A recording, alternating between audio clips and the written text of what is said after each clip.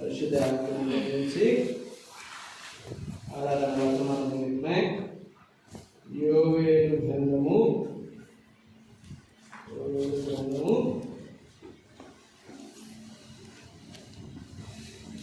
2వ అధ్యాయం. యోవేలు గ్రంథము 2వ అధ్యాయము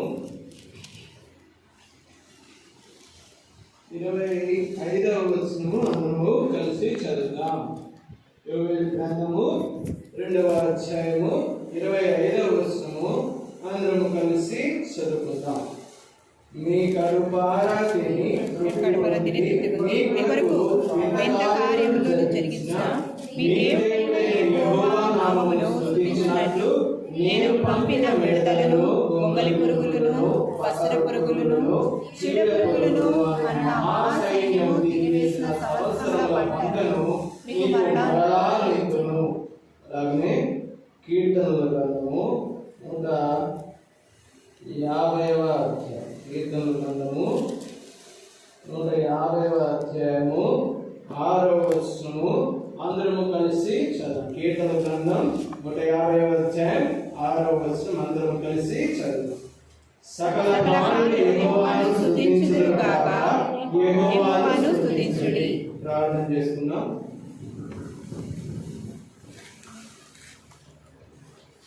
ప్రేమ కలిగిన తండ్రి, పరిశుద్ధమైన దేవ, ఘనమైన నామం నీకు స్తోత్రములు చెల్లించుకుంటున్నాం. ఇంతవరకు పాలనలో ప్రవాదన కొనియాడుటకు ప్రభావ మీరు ఇచ్చిన తరుణంలో స్తోత్రములు. దాన్ని బట్టి మీకు కృతజ్ఞతాస్తుతులు చెల్లించుకుంటున్నాం. ఇష్టం మీ దాసుని నన్ను కూడా జ్ఞాపకం చేసుకుని సంపూర్ణంగా నీ సురక్షను బలపరిచి ప్రభావ మీ ఆత్మను మా మనసుకు భరించండి. ప్రభావ తండ్రి యోగ్యమైన రీతిలో ఆత్మతో సత్యంతో వివేచన కలిగి నేను ఆరాధించుకుంటకు కావలసిన జీవవర్తమానము ఆకాశపు మన్నాను మా మధ్య కురిపించి మాతో మాట్లాడి మా హృదయంతో మాట్లాడి ప్రభా మరి ఉత్సాహంతో ప్రభాతన ఉల్లాసంతో ఆనందంతో నూతనంగా కొత్త కీర్తన పాడిన స్వభావం కలిగిన వారమై నేను ఆరాధించుకునే భాగ్యమును మాకు ప్రసాదించండి. మీరే స్తుతుల సింహాసనం మీద ఆసీనుడై మీ స్వరమును ప్రభాతనైన మా మనసులో ఉంచండి. ప్రభా నీ నోటి కొరగా నన్ను వాడుకొని మనం వేడుకొచ్చు. నీకే మహిమా ఘనత ప్రభావం ఆరోపిస్తూ కొద్ది ప్రార్థన స్పర్శన ప్రార్థించండి వేడుకున్నాం తండ్రి.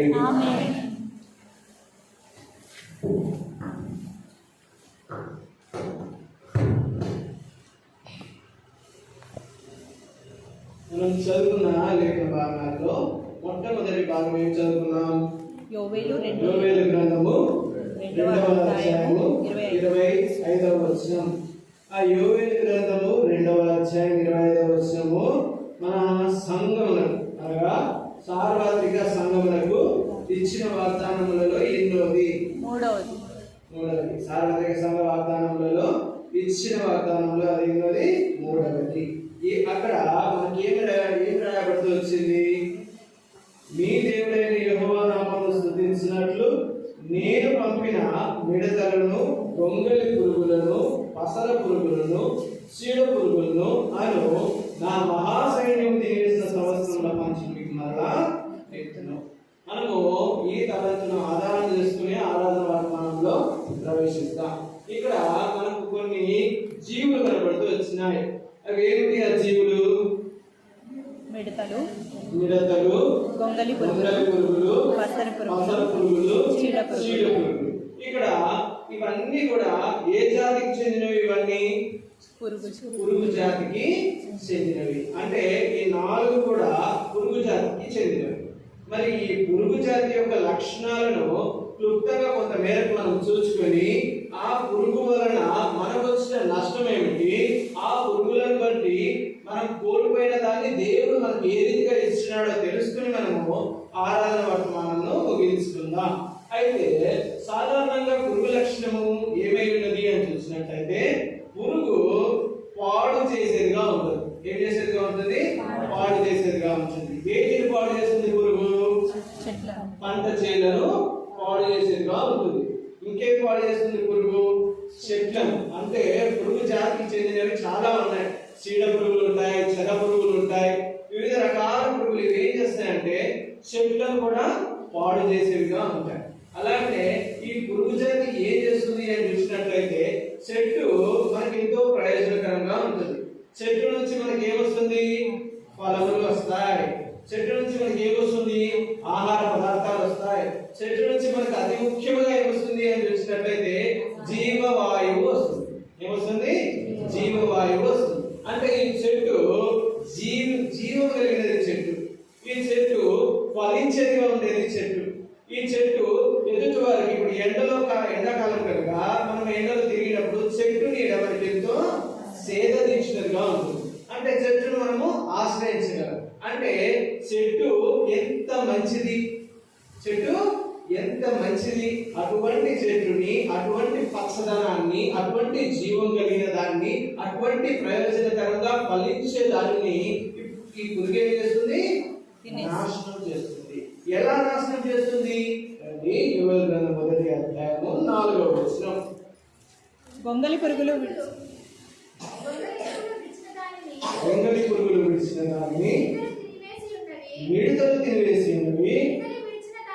మిడతలు విడిచిన దానిని పసర పురుగులు తినివేసి ఉన్నవి.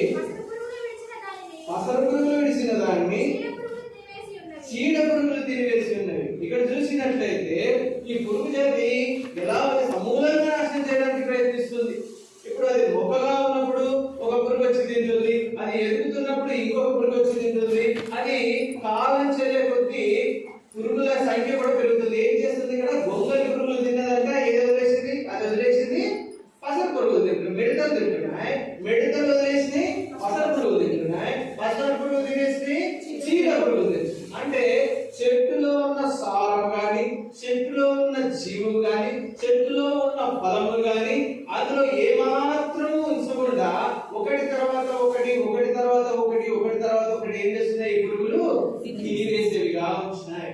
ఇది పురుగు యొక్క లక్షణం. ఇది మన మాటలు కాదు, సాధారణంగా లోకస్తుల మాటలు కాదు, కానీ మేము పరిశుద్ధ గ్రంథంలో కూడా ఇది రాయబడుతూ వచ్చింది. ఎక్కడ రాయబడుతూ వచ్చింది రండి? యోనా గ్రంథము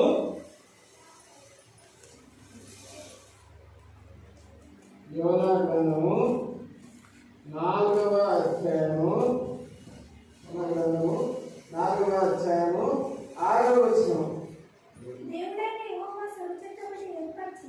దేవుడైన యెహోవా సొర చెట్టు ఒకటి ఏర్పరిచి అతనికి కలిగిన శ్రమ పోగొట్టుటకై అది పెరిగి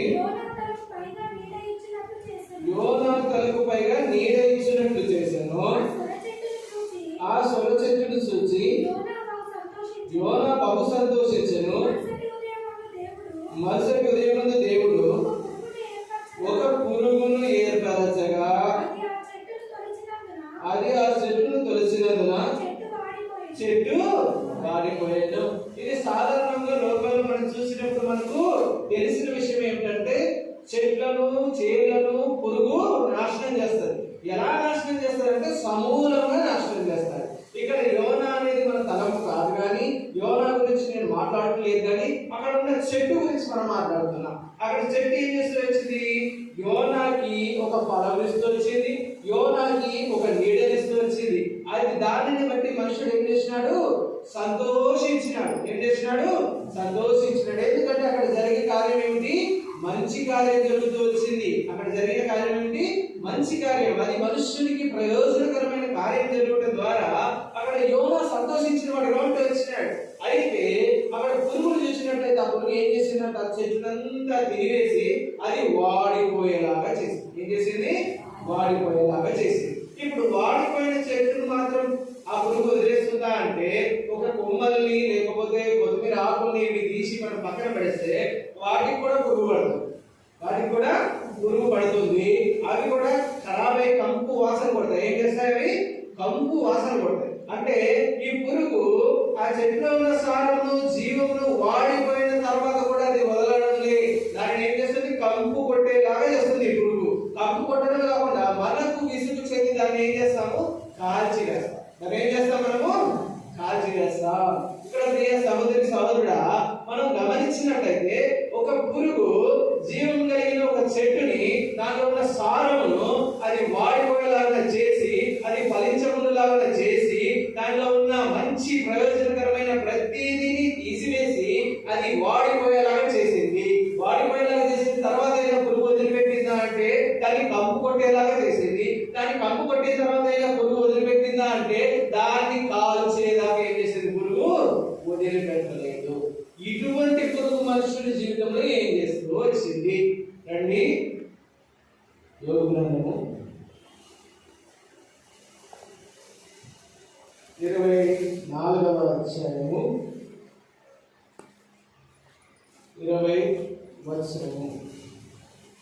కన్న గర్భము వారిని మరచును, కన్న గర్భం వారిని మరచును, పురుగు వారిని కమ్మగా తినివేయును, పురుగు వారిని కమ్మగా తినివేయును, వారు మరి ఎప్పుడును జ్ఞాపకంలోనికి రారు, వారు మరి ఎప్పుడును జ్ఞాపకంలోనికి రారు. వృక్షం ఎదిగి పడిపోయినట్లు దుర్మార్గులు పడిపోరు. ఈ సహోదరి సహోదరుడా, ఇప్పుడు ఈ పురుగు ఏం చేసి వచ్చింది? ఇంతవరకు ఈ పురుగు ఒక చెట్టులోను లేకపోతే ఒక చేలలోను ఒక పంటలలోను నాశనాన్ని తీసుకొచ్చింది. ఆ పంటను ఆ చెట్లను అగ్నికి ఆహుతి అయ్యేదాకా పురుగు ఏం చేసింది? సంతృప్తి చెందలేదు. అది అగ్నికి ఆహుతి అయ్యేదాకా పురుగు సంతృప్తి చెందలేదు. అదే పురుగు ఇప్పుడు మనుషుల జీవితంలో ఏం చేస్తుందంటే మనుషులు కన్న గర్భం వారిని మరచును. కన్న గర్భం ఎవరిని మర్చిపోతుంది? వారిని మరిచిపోతుంది. ఎవరిని? పిల్లలను. కొంత వయసు వచ్చిన తర్వాత, కొంత సమయం వచ్చిన తర్వాత, ఒక కుమారుడు అయినప్పటికీ ఒక కుమార్తె అయినప్పటికీ, ఊహ తెలిసినప్పటికీ, మన కనుసంధనలో ఉంచుకున్నప్పటికీ కూడా పురుగు వారిని ఏం చేస్తారంట? కమ్మగా తినివేస్తారు. ఏం చేస్తారు? పురుగు కమ్మగా తినివేస్తుంది. పురుగు ఎలా తినివేస్తుంది మనుషుల్ని?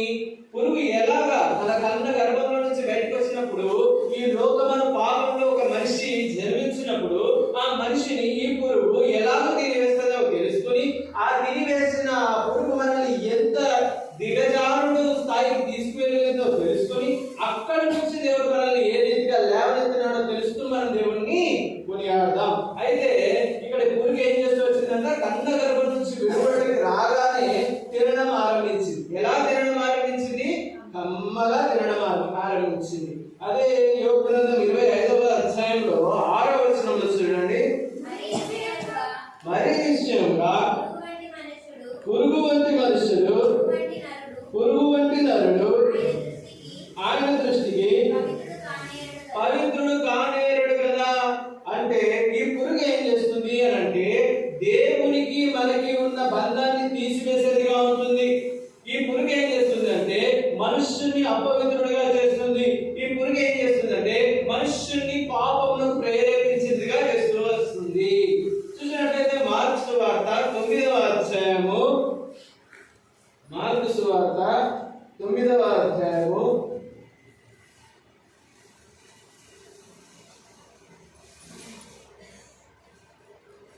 9వ అధ్యాయము 43వ వచనం. నీ చేయి నిన్ను అభ్యంతరపరిచిన ఎడల దానిని నరికివేయము, నీవు 2 చేతులు కలిగి నరకంలోనికి అంగహీనుడవై జీవంలో ప్రవేశించటమేను. నీ పాదము నిన్ను అభ్యంతరపరిచిన ఎడల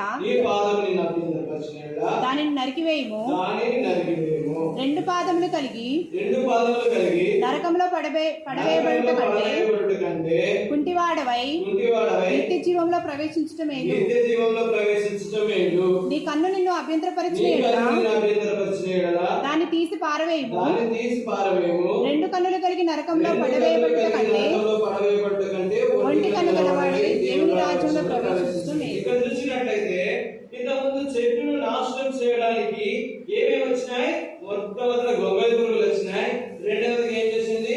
మిడతలు వచ్చినాయి. మూడవది ఏం వచ్చింది? పసర పురుగులు వచ్చినాయి. నాలుగవది వచ్చినది చీడ పురుగులు వచ్చినాయి. ఇలాగే మనుషుల జీవితంలో కూడా ఈ పాపమైన పురుగు ఏ రీతిగా వస్తుందంటే మొట్టమొదట కంటితో నీవు చేసే పాపము ఉంటుంది, చేతులతో నీవు చేసే పాపము ఉంటుంది, కాళ్ళతో నీవు చేసే పాపము ఉంటుంది, తలంపులతో నీవు చేసే పాపము ఉంటుంది, శరీర క్రియలతో శరీరేచ్ఛలతో నీవు చేసే పాపము ఉంటుంది.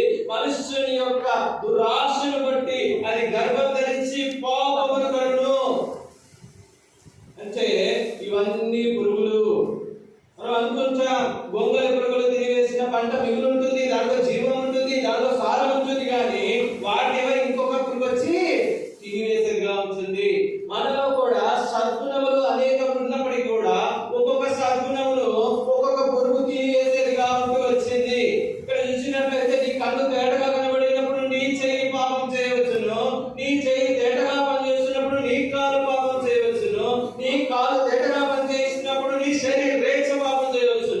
ఈ శరీరం అంతా తేటగా పని చేసినప్పుడు నీ తలంపులు పాపం చేయవచ్చును.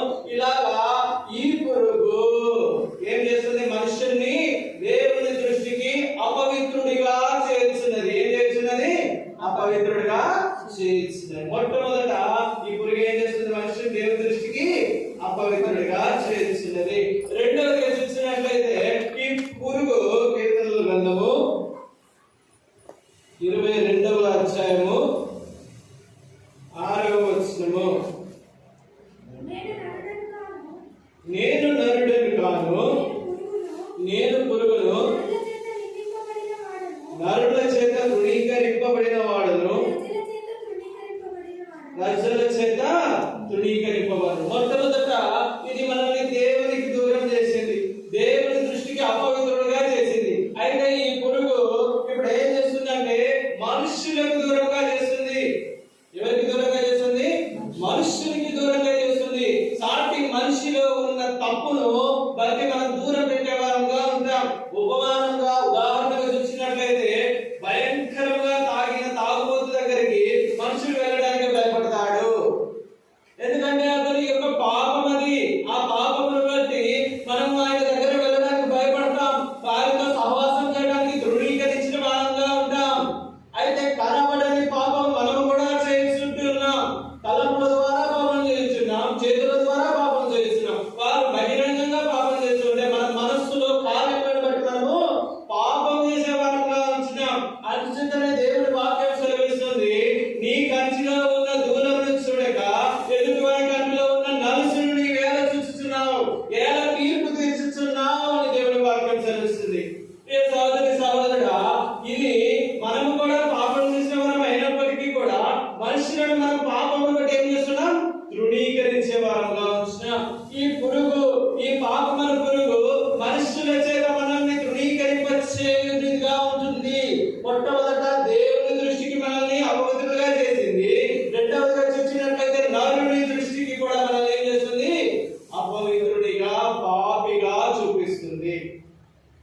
ప్రియ సహోదరి సహోదరుడా, పురుగు దేవుని దృష్టికి అపవిత్రుడిగా చేసింది, మనుషుని దృష్టికి కూడా మనల్ని అపవిత్రుడిగా చేసింది. మూడవదిగా చూసినట్లయితే సంఘ సహవాసంలో ఈ పురుగు మనల్ని ఏ రీతిగా చూస్తుందో చూద్దాం. ద్వితీయోపదేశకాండము 28వ అధ్యాయము 38, 39 వచనాలను మనము చదువుదాం. విస్తారమైన విత్తనములు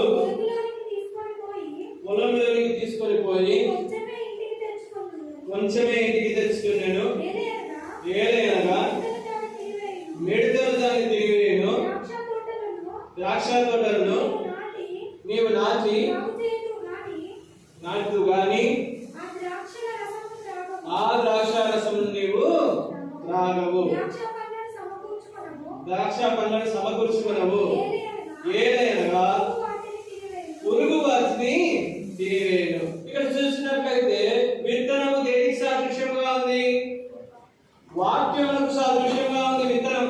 అక్కడ ఉన్న ద్రాక్షవనం దేనికి సాదృశ్యంగా ఉంది అని చూసినట్లయితే యోహాను సువార్త 15వ అధ్యాయం మొత్తం కూడా ద్రాక్షవల్లి, ద్రాక్ష తీగలు, ద్రాక్షవనము, నా తండ్రి వ్యవసాయకుడు, నేను ద్రాక్షవల్లిని, నాలో మీరు తీగలు, నాలో నిలిచి ఉన్నవాడు దేవునిలో నిలిచి ఉన్నవాడు అని యేసుక్రీస్తు ప్రభువారు ద్రాక్షవల్లిని సంగములకు సాదృశ్యముగా తనలో ఐక్యపరుచుకున్న శరీరముగా దేవుడు చూపిస్తూ వచ్చినాడు.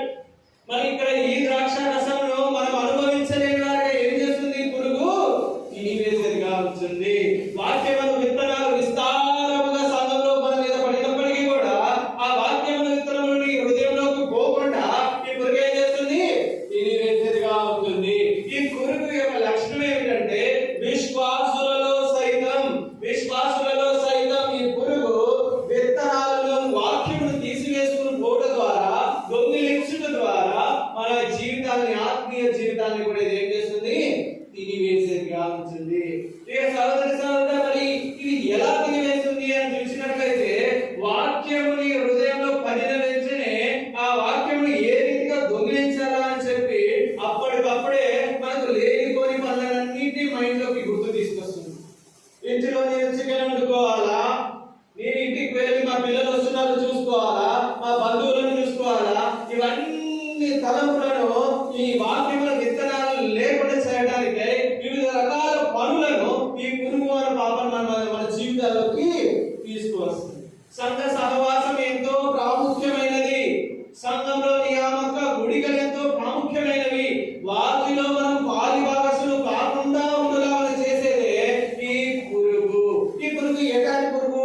ఇప్పుడు పురుగులలో అనేక రకాల పురుగులు చూస్తారు. ఈ పురుగు ఏం చేస్తారంటే మన సొంత ఇంటి పనులను బట్టి మనల్ని సంఘానికి దూరంగా చేయిస్తుంది.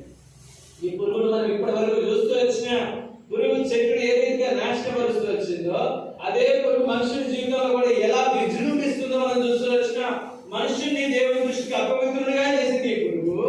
ఆ మనుషుని ఇంకొక నరునికి అపవిత్రుడిగా కనబరిచింది ఈ పురుగు. సంఘ సహవాసంలో దేవుని చేత విమోచించబడి దేవుని చేత రక్షించబడిన మనల్ని మోసపుచ్చుటకై మనలో ఉన్న వాక్యము విత్తనాన్ని ఎత్తుకుపోయి ద్రాక్ష రసమును మనం సమకూర్చుకోకుండా చేయులాగా ఇప్పుడు ఏం చేసింది? తినివేసినదిగా ఉంటూ వచ్చింది. ఇటువంటి భయంకరమైన పురుగు మన ఆత్మీయంగా మనం పొందుకోవాల్సిన జీవాన్ని తినివేసింది. మనము చేయవలసిన పనులను చేయక పాపం చేసి పాడు చేసేట్టుగా చేస్తూ వచ్చింది. అంత మాత్రమే కాదు, ఈ పురుగు ఏం చేస్తూ వచ్చిందంటే యోబు గ్రంథం 7వ అధ్యాయం 5వ వచనము,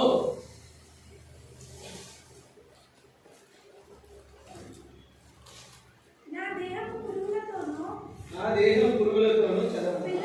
పిల్లలతోనూ కప్పబడి ఉన్నది. నా చర్మము వాడి మరలా పగులుచున్నది. మరొకసారి చదవండి. నా దేహము పురుగులతోనూ మట్టి పిల్లలతోనూ కప్పబడి ఉన్నవి. నా చర్మం వాడి మరలా పగులుచున్నది. ఆ చర్మం మారి మరలా పగులుచున్నది. అలానే యోబు గ్రంథం 17వ అధ్యాయం 14వ వచనము,